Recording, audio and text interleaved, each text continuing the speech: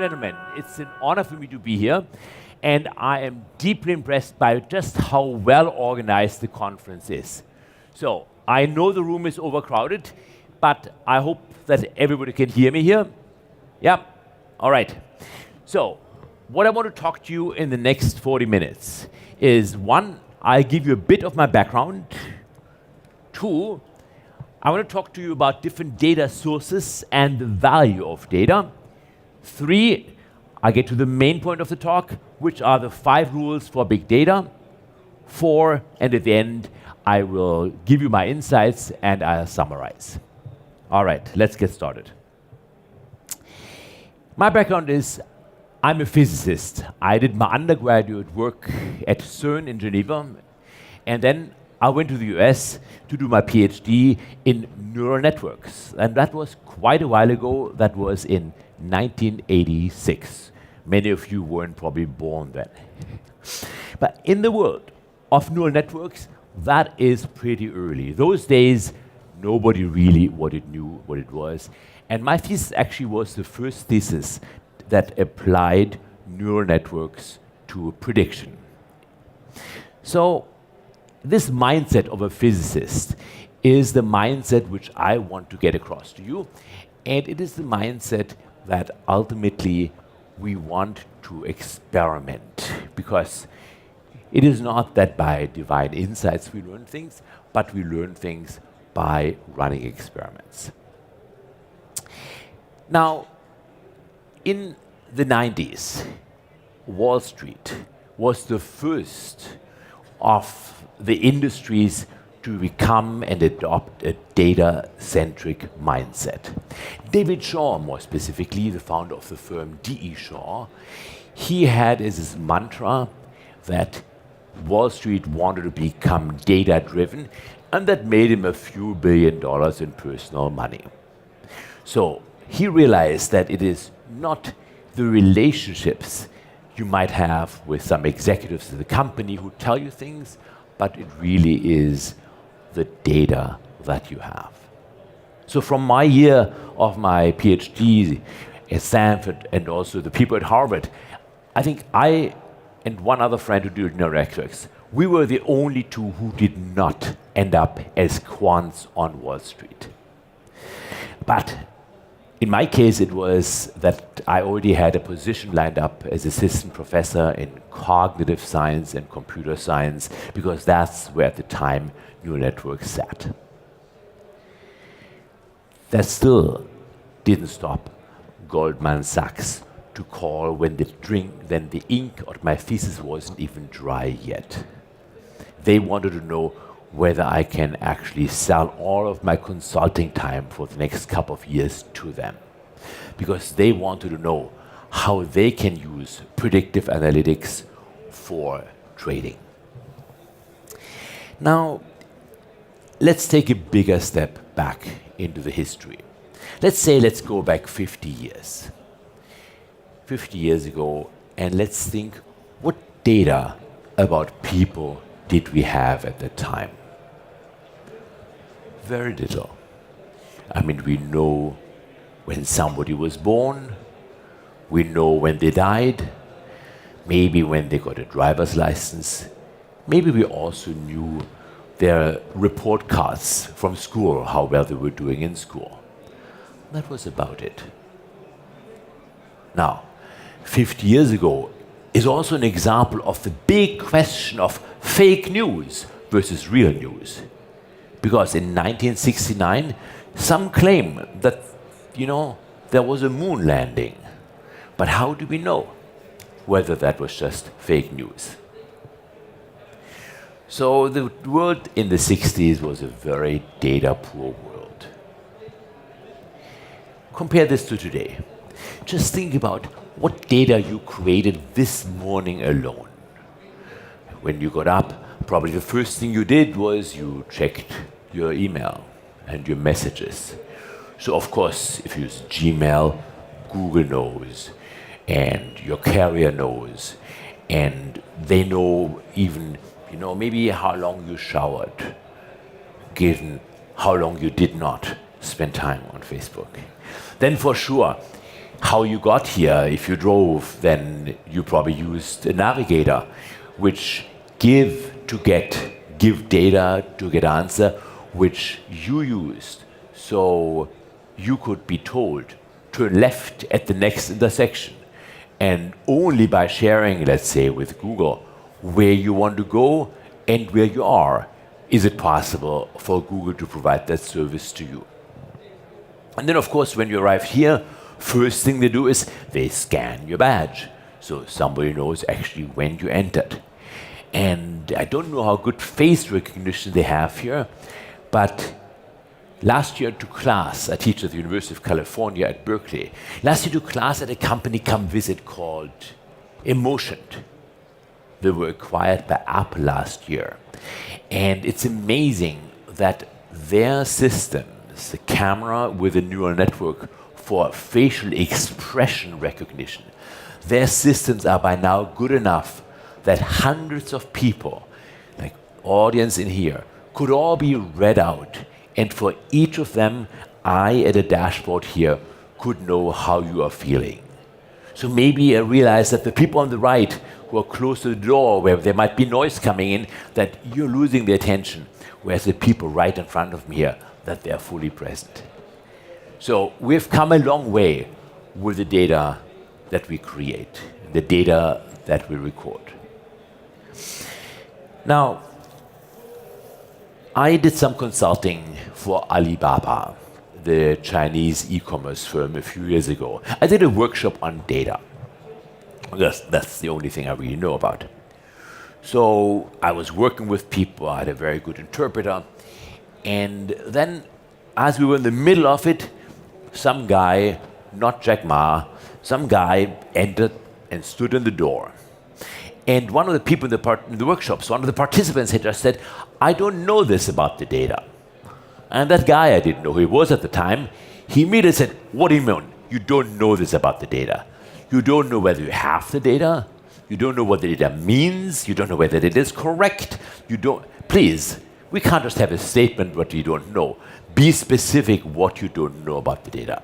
And I was just amazed, because these were very good observations, that when people say, I'm not sure about the data, you should ask them, what is it that you're not sure about? He was Joe Tsai, who is the executive director of the firm. And it's amazing how Alibaba really is a company that understands data. Now, after that, actually, I became the chief scientist at Amazon. And the reason for that was that Jeff Bezos, he wanted to understand data, and he realized that one of the advantages we have on the internet is that we can do experiments. And that means that the traditional feedback loop of months can be reduced to minutes. And that also means that we don't have to deal with focus groups or samples, representative or not, but we actually know who the individual is and even what situation they're in. So Jeff thought, he needs somebody who understands experiments, and David Shaw had given a startup which I had a few $1 million. The startup went under after 9/11, 2001, but I guess he viewed it as a good education I had gotten in startups, so he hired me as his chief scientist, the one and only chief scientist Jeff Amazon ever had. And my role there was to use the scientific method of doing experiments in order to find out things about the firm. That really is the driver behind Amazon. That constantly coming up with questions that can be answered by experiments, and then running the experiments. At the time, we had not even 100 million customers, but for me, who loves to be a data detective, who studies the traces people leave, initially on Wall Street, then when they make purchasing decisions, that was the most amazing opportunity, to have 100 million people as subjects, if you will, trying to manipulate them, as some people would say, or help them make better decisions, as others would say. So out of that time at Amazon, I compress this into 5 rules. Into 5 rules that showed the mindset that Amazon has towards data. And I want to share those with you. Are you ready? All right. I have sat in a few talks here earlier today, and they have told you, look, if you just buy our system, we will give you actionable insights out of the data you have. That is not the attitude Amazon had. The first rule Amazon has is start with a question, not the data. Because if you think about it, data is an exponential technology. Data increases exponentially. The time it takes for data to double is about 1.5 years, which is a factor of 10 after 5 years, a factor of 100 after 10 years. So if you start with the data, then you'll never get started. Think what questions you really have. That ties into a talk later today, a talk about creativity. Somebody is giving in about 2 hours from now. And I'm actually very curious because data science, to a large degree, is really about the ability to ask questions. And for me, that means that you're curious, that you want to find things out. Rule number 2, write down your fitness function. Jeff Bezos and I spent probably 50 hours, which for Jeff Bezos is a lot of time, 50 hours going through the company and figuring out what should be the fitness function for a given group. Let's say one feature you all know, recommendations. How should they be evaluated? If you just evaluate them by, are we selling items they recommended?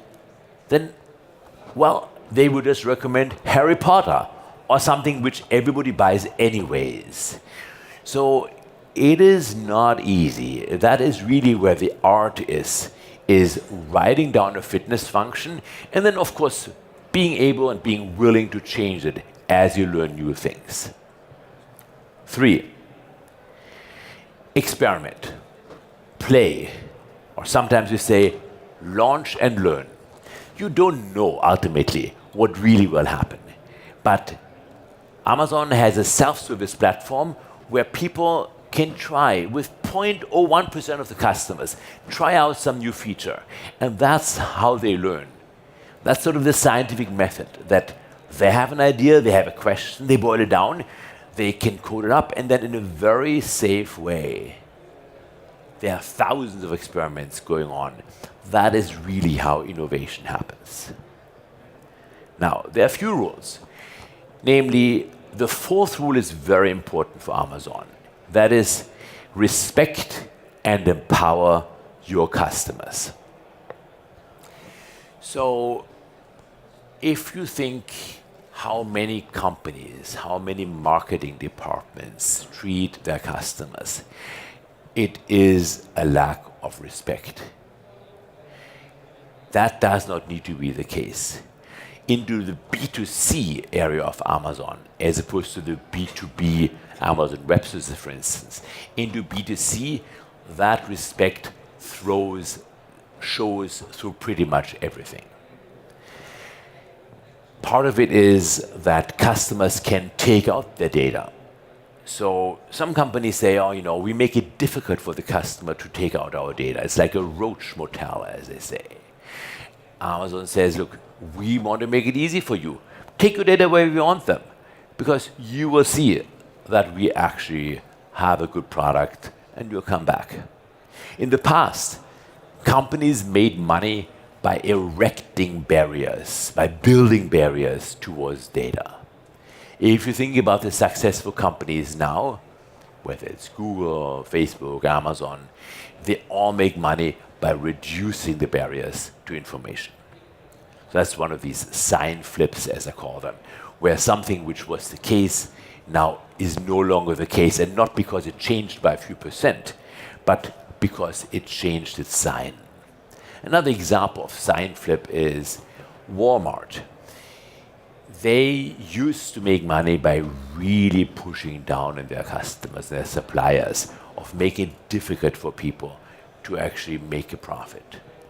And then they said, rather than being as opaque as we can be, let's show the customers of what we actually are doing.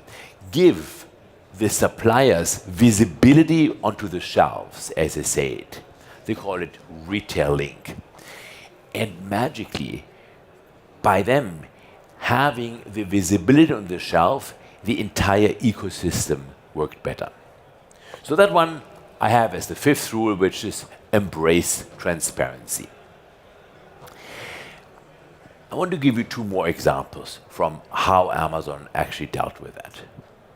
First, another example of a sign flip is before Amazon came up with the notion that people can have reviews on the site, every marketing department would have said, oh, we need to control the message. We cannot let some customers take over the messaging for us. It is heretic if somebody would give the customer a voice in public. And then Amazon said, well, we allow customers to publish reviews.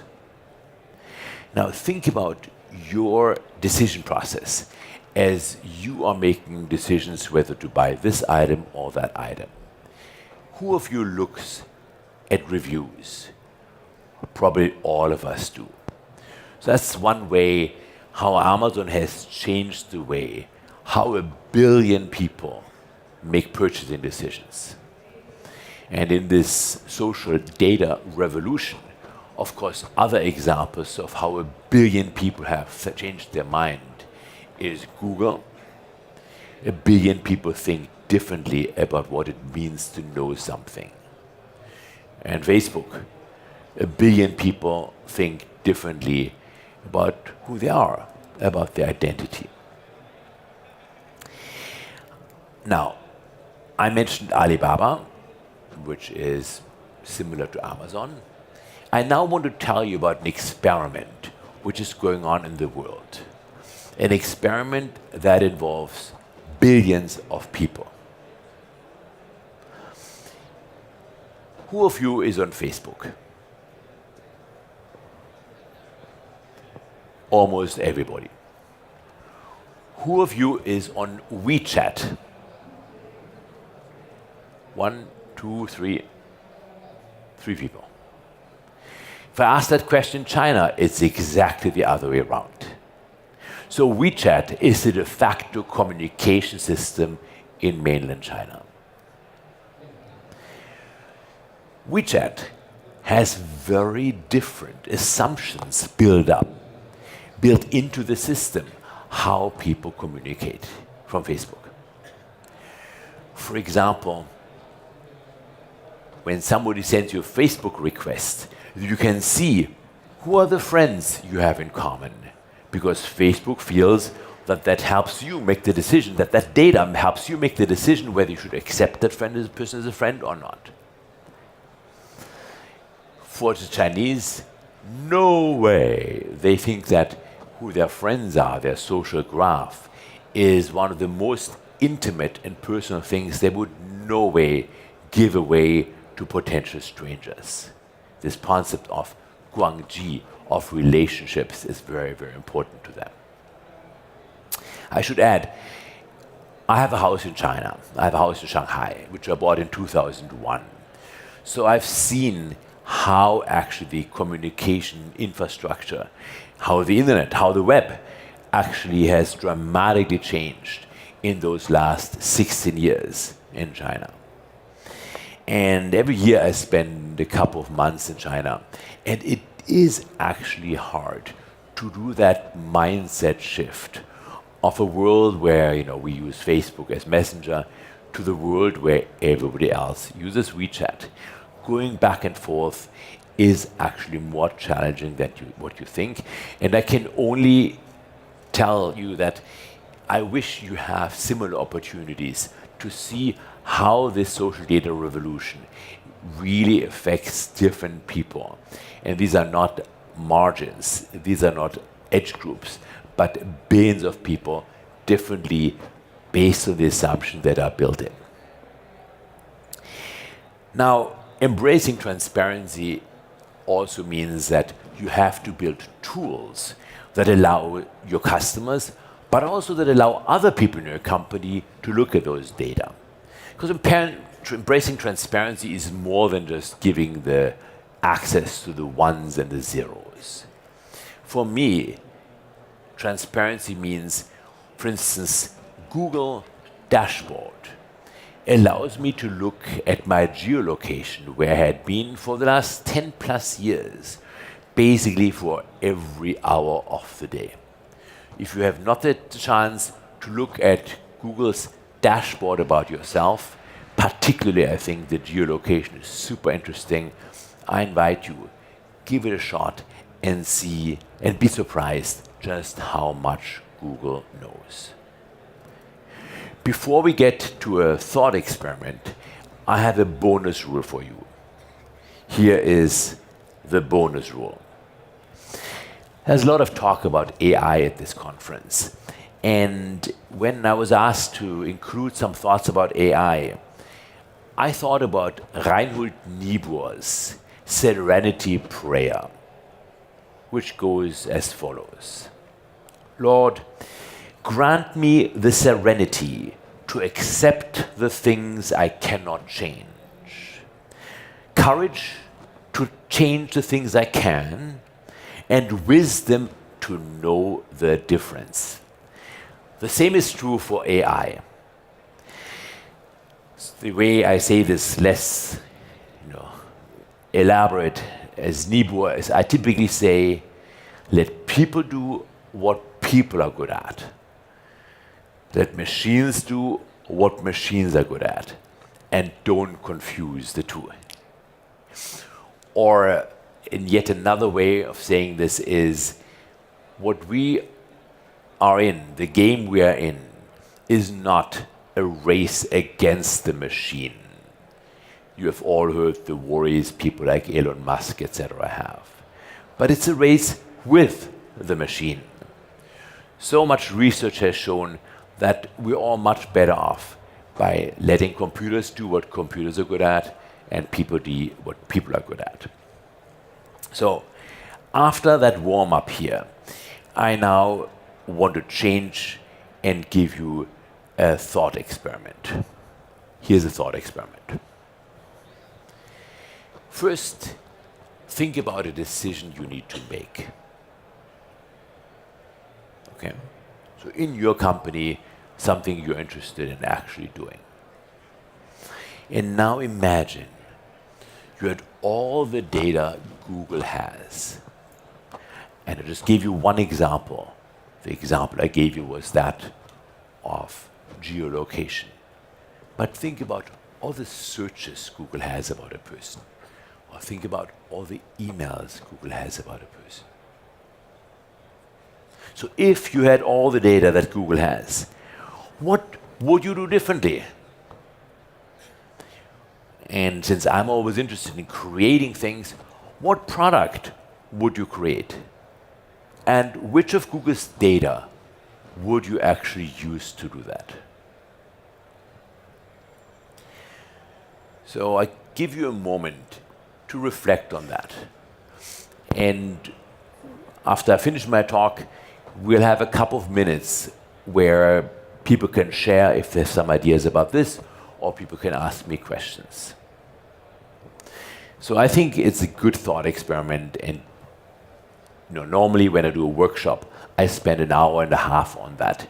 So we don't have the time here, but I invite you to think about it in the concrete terms of something which you do, and imagine you have the data a company that you know actually has. Okay. So a couple of insights here. This fitness function, or the equation of business, is extremely important. And why is it so important? Two things. One, it helps your clarity of thought. So it helps to get people in your company behind it. That's why Jeff and I spend so much time actually writing it down. There are hundreds and hundreds of terms in Amazon's fitness function that in each case make your assumptions about your relationship to your customer explicit. For example, let's say a package was promised for Tuesday but only arrives on Wednesday, arrives a day late. How do you penalize for that? Would you do that as a fixed cost, 100 euros? Would you put it in that equation as a percent? Maybe, should it matter which day it is? So those are the ways to have conversations about what matters. And I sometimes say those are the conversations that make the implicit explicit. That is the first reason why you need a fitness function. The second reason is that the fitness function is what makes experiments meaningful. Because just doing an experiment for the sake of doing an experiment, not knowing what it is that you're optimizing for, that is useless. So the fitness function not only helps people understand what they're doing, but also helps you evaluate experiments. Second insight. We've talked a lot about data sets. In other talks at this conference, you hear a lot about tool sets. The whole hall out there with people who are trying to sell you tools. Then there's a lot of talk about skill sets, about being able to use those tools. And I love teaching, so for me, giving students the skill set of becoming data scientists is a very important part. But none of this matters if the mindset isn't there. And that is the mindset which is described with my 5 rules. It's a mindset that embraces transparency, and that is a mindset that embraces curiosity. That is a mindset which rewards people to ask questions. And sometimes it's worth to compare and contrast Silicon Valley, where I moved 30 years ago, with Europe, at least the Europe which I knew back in the past, and the Europe which actually I will re-experience in 2 weeks. Because as a total side remark, I launched my book, Data for the People, in Berlin 2 months ago. And I actually, for those of you interested, this link here, the weigend.com/Utrecht, is actually linked to the PDF. So if you want to have a view of the book, you can take that. If you like it, then maybe you can buy a copy at Amazon and send it to a friend or something like that. But so that book launched in Germany, and the day after the launch, I got a call from the Ministry of Defense whether I would be free for lunch. Sure. All right. So I showed up at the Ministry of Defense. A couple of generals asked me whether I served. Nobody had asked me this for the last 35 years. I said, yeah, I played the cello for a year, for 15 months, that was my military. I said, okay, good. And so in 2 weeks from now, they asked me to do a couple of days of education for the generals. And I am very curious how that will go. Because the story I was going to tell you about how I knew Germany and how I know Silicon Valley is, let's say you work at Google and you think your boss is wrong. Now, if you can actually make an argument that, let's say, the project he has you work on actually doesn't make sense, in Europe, you probably get fired. At Google, you get a bonus. So that for me is very interesting, that at Amazon the saying was, in the past, at other companies, you have to ask for permission. At Amazon, you just do it and you ask for forgiveness. Or one more example. Every all hands, Jeff Bezos gives out 2 awards. The first award is the Just Do It award, where he gives a used Nike shoe to the person and says, here is your award. Great, you just did it. You didn't follow the rules, but you did it. The other award is the Government award, where the people used to get a television set because somebody thought every conference room needs a television set for, watching videos, not realizing that most people actually have laptops, for instance, So I don't know what it's giving out now, but that award typically comes with a handshake from Jeff Bezos, who congratulates people to whatever their future endeavors might be, wherever they might be. So people get fired in public for following the rules but doing the wrong thing. So I know this is a very different culture from what we have here. And it is not black and white. It's not that one is better, the other one is worse. But my purpose here was to give you, with some examples, an idea of how Silicon Valley companies, how Amazon think about data. So one final thought. As you know by now, I'm a physicist who likes thought experiments. I want to propose one other thought experiment to you, which is, right now, you have to ask for permission if you want to share data. Think if you needed to ask for permission if you do not want to share data. So in other words, if the default was that the data, what you do at your workplace, what files you access, was visible to everybody, at least in the company. And you want to ask your boss if something should not be visible. This experiment was done at Deutsche Bank. J.P. Rangaswamy told to his team, he was the CTO, everybody in the company can look at my email, my inbox, my outbox. What an experiment. I'm not sure who of you would be comfortable if the company policy was that every email you send is public and every email you get is public.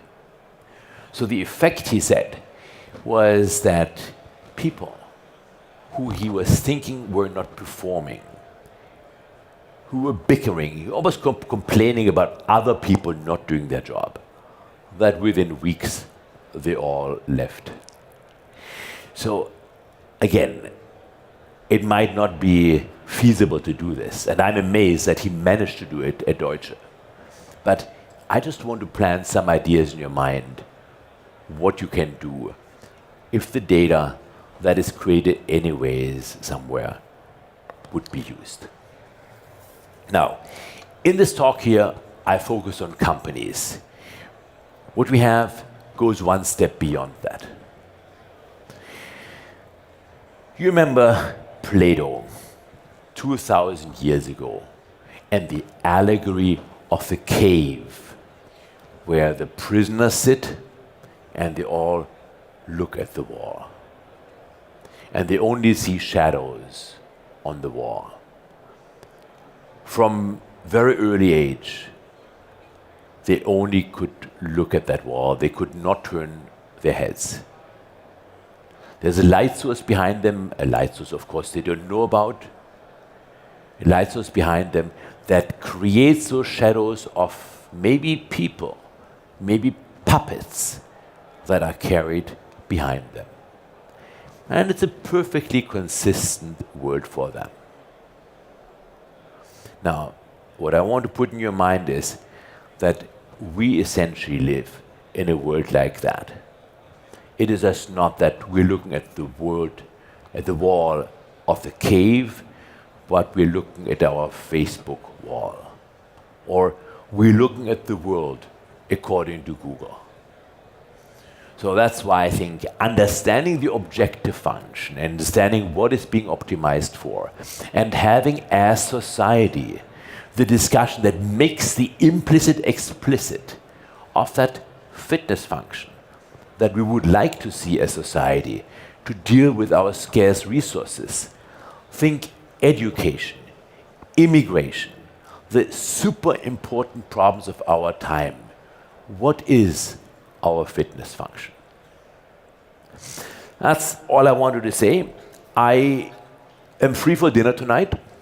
If anybody wants to have dinner with me, I think the best might actually be if you can tweet to @Weigend so we get a feeling about how many people want to come.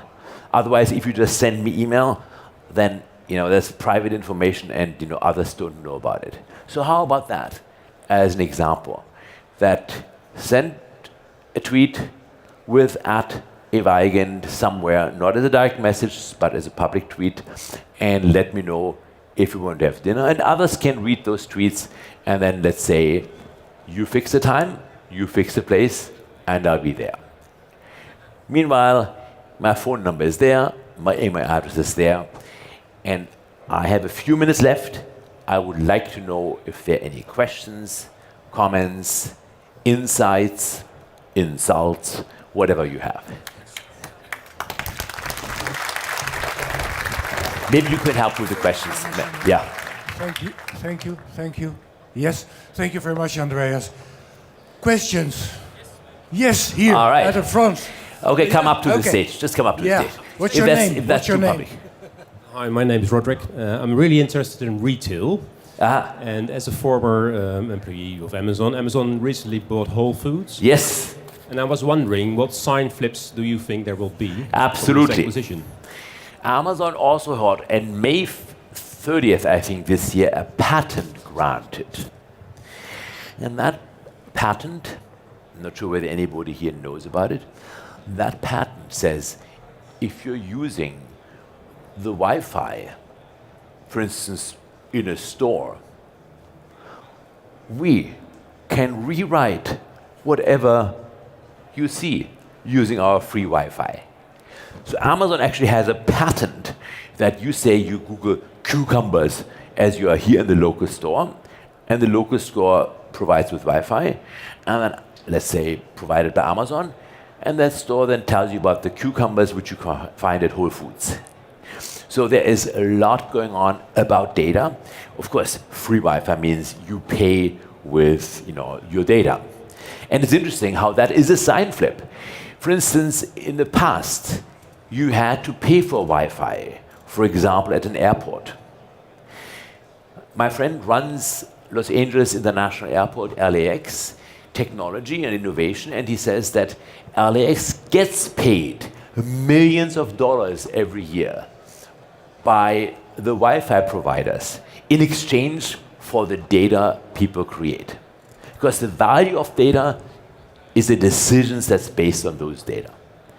So that is just a little remark. Is that a relation to your question? Yep. Yes, okay, thank you. Yeah. Other questions? Yeah, also in the front. Hi, Hi. Thank you for the great talk. My name is Whitney. Vicky. And Whitney, like Whitney. Like Whitney. Whitney, okay. I'm not going to sing right now, but I had a question about the 5 rules that you have. Yeah. One of them is launch and learn in terms of experiments. And I was actually curious how you actually go from all the learnings that you have to implementation. Yeah. Because that also requires a lot of sources, I would say. So I'm really curious, what is the next step from getting like thousands learning of a lot of experiments to implementing them eventually? Yeah. Thank you. So actually, this is a very good question. And I would like to shift the question a bit, not just implementation, but what are the corporate learnings, the learnings the organization is doing out of all the little experiments. And I have to share with you right out that this is not a question where I have a particularly good answer.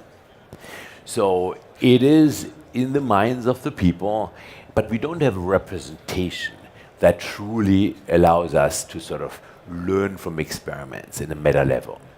For me, this is one of the good examples of let computers do what computers are good at and people what people are good at. And I think learning is still something formulating new questions, which we are pretty good at. But I think you said lunch and learn.